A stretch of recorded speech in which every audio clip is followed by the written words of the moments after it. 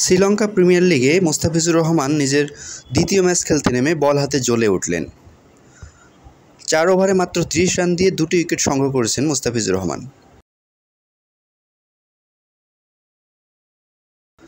ইনিংসের 4র্থ ওভারে নিজের প্রথম ওভার করতে আসেন মোস্তাফিজুর রহমান।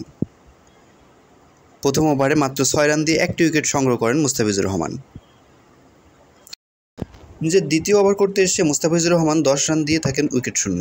এরপর ইনিংস 17তম ওভারে করতে আসেন নিজের তৃতীয় ওভার। তৃতীয় ওভারে মাত্র 3 রান দিয়ে নেন গুরুত্বপূর্ণ একটি উইকেট, ম্যাচের মোড় ঘুরিয়ে দেওয়ার মুহূর্ত।